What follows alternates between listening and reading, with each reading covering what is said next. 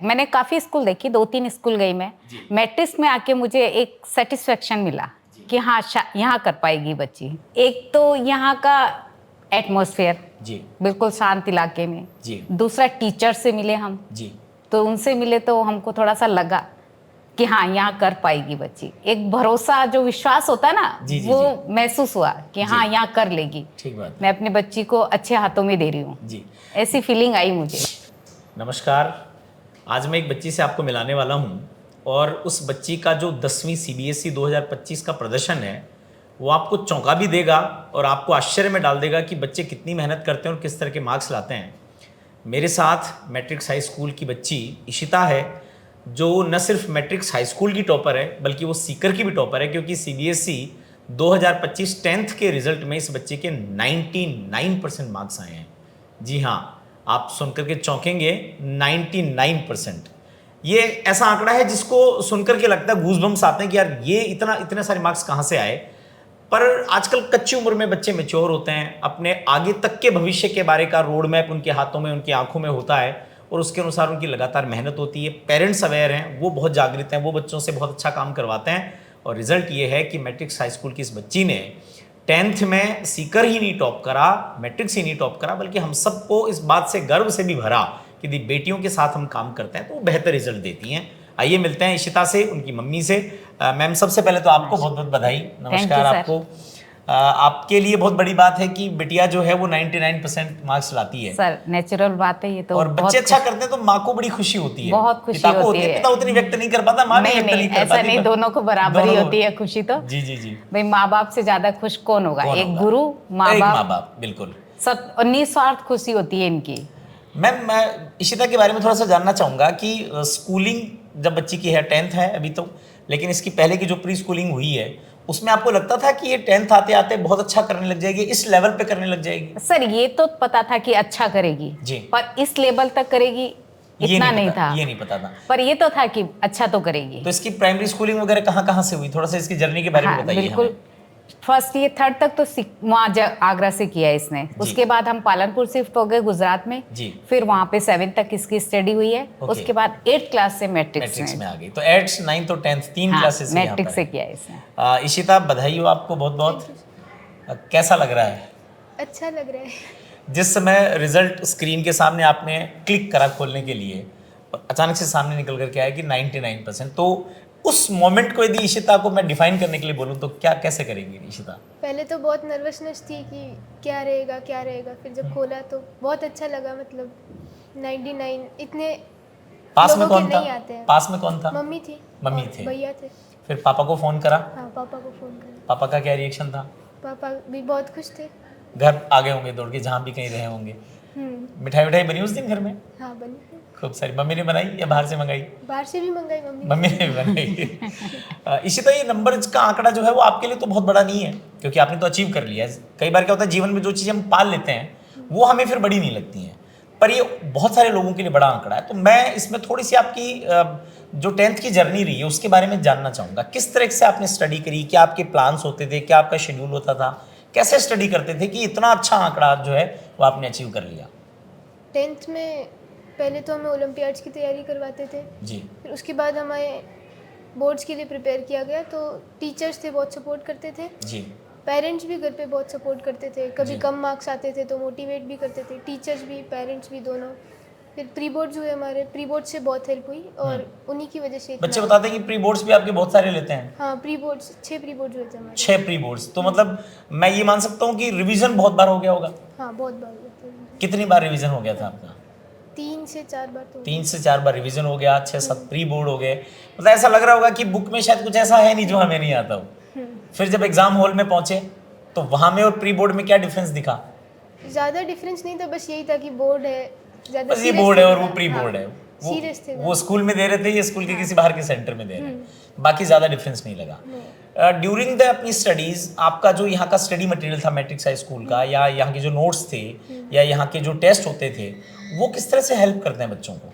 Notes बहुत help करते हैं, टेस्ट से तो बहुत ही ज़्यादा। मतलब जैसे मैंने बताया, प्री बोर्ड्स बहुत फ़ायदा हुआ था प्री बोर्ड से। जैसे मान लीजिए प्री बोर्ड आपने दिया और उसमें कुछ आपके मार्क्स अच्छे नहीं आए या कोई क्वेश्चन गलत हो गए, तो उसके ऊपर आप कैसे काम करते थे फिर?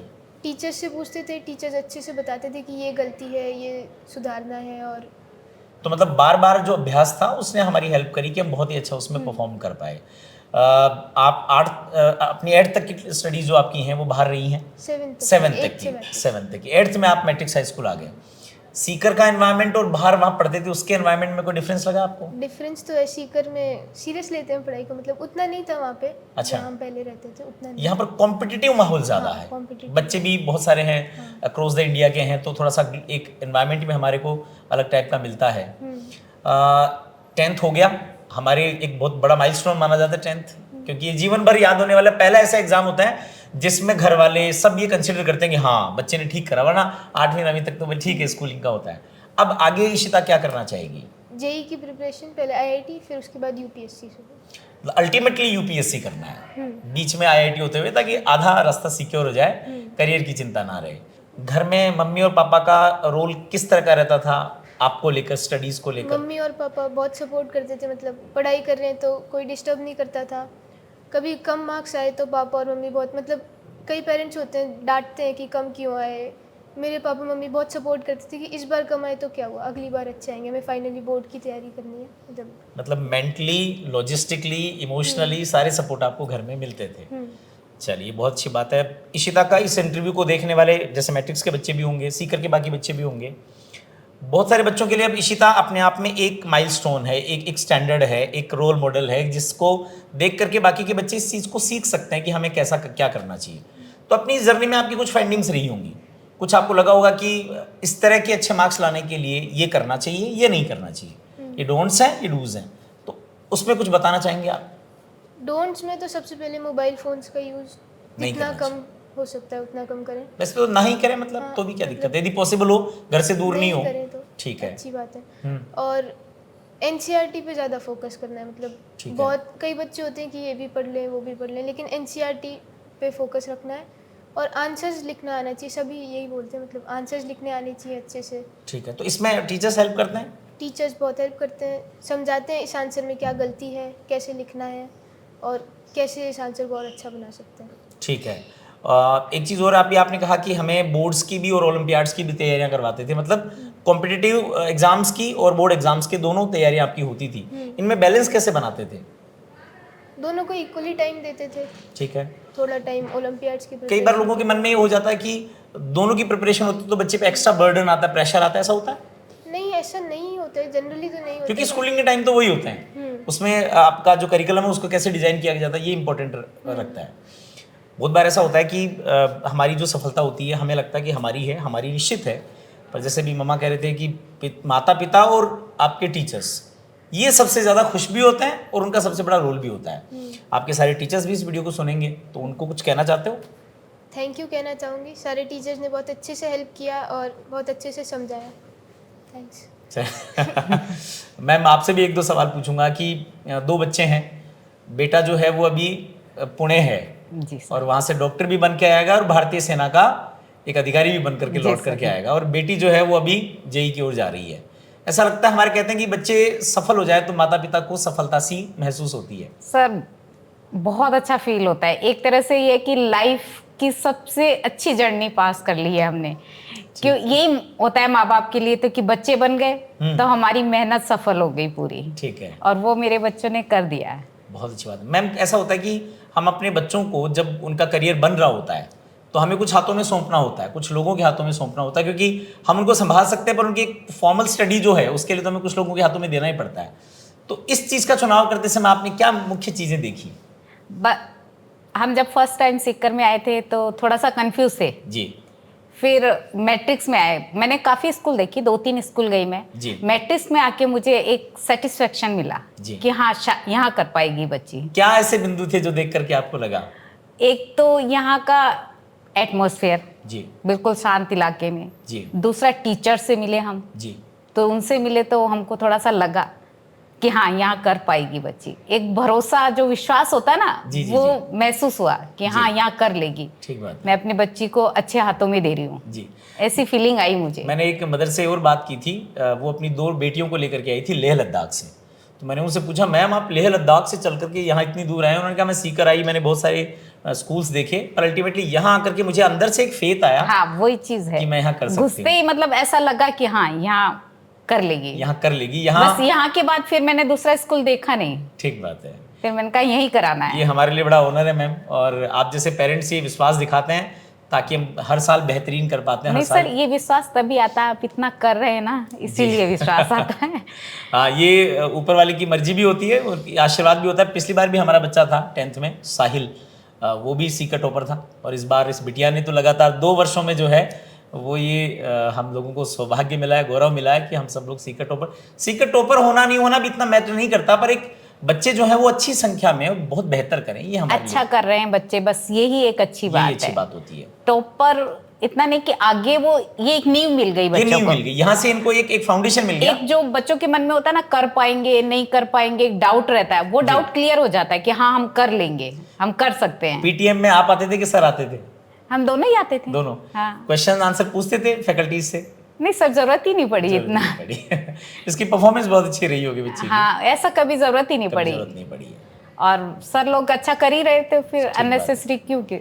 चलिए, आप दोनों से बात करके बड़ा अच्छा लगा, और इशिता को तो मैं अपनी ओर से शुभकामनाएं भी दूंगा कि अगली बार 2 साल बाद में आप अपना जेई क्रैक करें, फिर किसी अच्छी आईआईटी से अपने इंजीनियरिंग को पूरा करने के बाद में फिर आपका जो अल्टीमेट गोल है वहाँ तक के लिए आगे बढ़ें। आपको भी मैम बहुत बहुत शुभकामनाएं, आपके पूरे परिवार को शुभकामनाएं। बहुत, मैट्रिक्स परिवार को बहुत बहुत धन्यवाद। Thank you ma'am. इस वीडियो को देखने वाले लोगों से मैं कहना चाहूँगा कि मैट्रिक्स हाई स्कूल की बेटी इशिता ने 10th में, मैंने कहा ना कि ये गर्व हो सकता है कि इसने टॉप करा, पर हमारे लिए गर्व इस बात का ज़्यादा है कि सिर्फ 10वीं में पढ़ने वाली एक बच्ची के अंदर इतनी परिपक्वता है कि इसके क्वेश्चन आंसर से, इसकी बातचीत से आप समझ पाए होंगे कि ये बहुत मैच्योर होकर के अपने आगे के रास्ते की ओर आगे बढ़ रही है। ईश्वर इसको खूब सारा आशीर्वाद दे, जो इसके सपने वो सारे पूरे हों। और मैट्रिक्स हाई स्कूल की जो फैकल्टी मेंबर्स हैं, मैं उनको विशेष रूप से धन्यवाद देना चाहूँगा कि आपने इन बच्चों की अपनी मेहनत थी, पर इनकी जर्नी को एक सही दिशा दे करके वहाँ लक्ष्य तक पहुँचने में जो मदद करी है, जो हेल्प करी है, जितनी मेहनत से आप काम करते हैं उसके लिए भी धन्यवाद। और इस वीडियो को आप अपने बच्चों को भी दिखाइएगा कि मोबाइल आपको जीवन में बहुत अच्छा कर लेने के बाद में भी मिल जाएगा। इतनी सी उम्र में उस पर कोई स्टेटस डालने की बजाय अपना स्टेटस ऐसा बनाया जाए कि हमारा स्टेटस लोग उस पर अपडेट करें, और एक समय जब हमारा परमानेंट स्टेटस बन जाए तो फिर मोबाइल हमारे हाथ में आए तो भी जीवन वहीं रहेगा, पर वो सफलताएं आपके जीवन को बहुत बड़ा बना देंगी। इशिता के इस वीडियो को साझा करिएगा, देखिएगा, और मैं आपसे अनुरोध करूंगा कि यदि आपको लगता है कि आपके बच्चों में भी पोटेंशियल है तो उनको सही हाथों में सौंप करके उस पोटेंशियल का 100% बाहर आ सके, बच्चे अपनी सफलता के साथ अपने लक्ष्य को पा सकें। सही निर्णय कीजिए, क्योंकि ये बच्चों के जीवन का ही नहीं, हमारे जीवन का, समाज के जीवन का, राष्ट्र के जीवन का मसला है।